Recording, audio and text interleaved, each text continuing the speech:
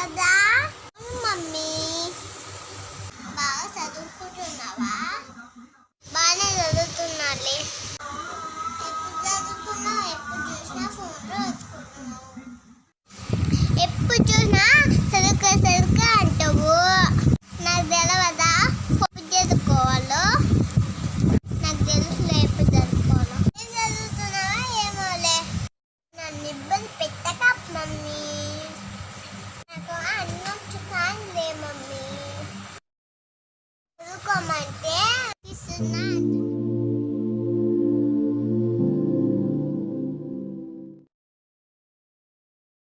చాలిని exams start అయ్యాయి కదా? అవును మమ్మీ. బాగా రాస్తున్నావా? ఎలా రాస్తున్నావు? సూపర్ రాస్తున్నా. ఎప్పుడైనా ఫోన్ పక్కన పెట్టి చదువుకోవచ్చు కదా కొంచెం సేపు. ఉండనివ్వేంటి మమ్మీ? ఎప్పుడు చూసా చదువుకో అంటున్నావు. అన్ని చదువుకున్నాలే. అది నీ గురించే కదా చెప్పేది. ఎందుకంత కోపం నీకు? ఊకే చదువుకోమంటే కోపం రాదా? ఎగ్జామ్ అయితే బాగా రాయి. Don't worry mom. నేనే ఫస్ట్ వస్తా క్లాస్లో. మళ్ళీ అడగాదు చదువుకోమని. రోజు రిలాక్స్ కదా చేసుకున్నావా?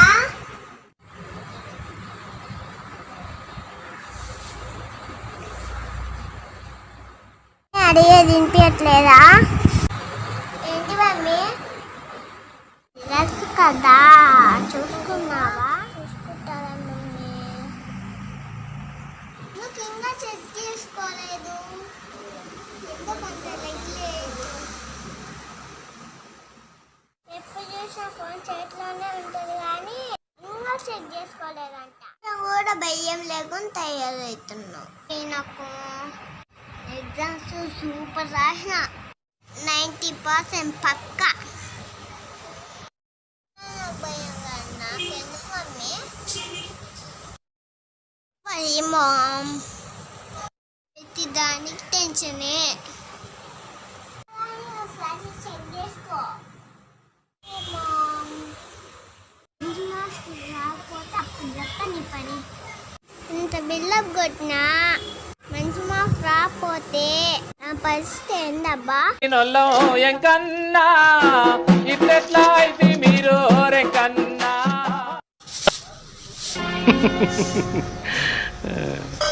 మనసు గతింతే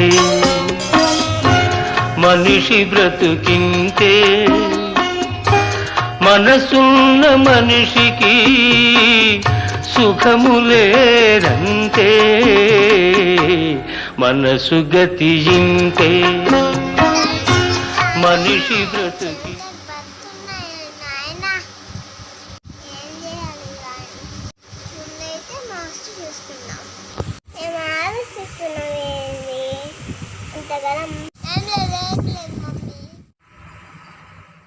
ఏంది మార్క్స్ ఎట్లా వచ్చింది?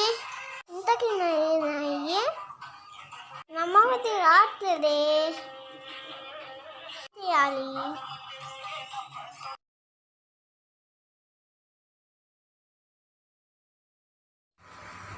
చెక్ చేసావా లేదా? సిగ్నల్ రావడం లేదులే మమ్మీ. ఎందుకు రాలేదు? ఇప్పుడు నేను ట్రై చేస్తా. ఇవ్వమంటుంటే ఇవ్వు. సిగ్నల్ లేదు కదా మమ్మీ. వచ్చినాక ఇస్తాలే మమ్మీ. నేను చెక్ చేసినాక ఇస్తా. సిగ్నల్ లేదు కదా ఎట్లా? ఇస్తాలే మమ్మీ. ఏమంటే ఇవ్వకుండా నాటకాలు పెడుతున్నావా? అమ్మ అడిగితే ఏం చెప్పాలి?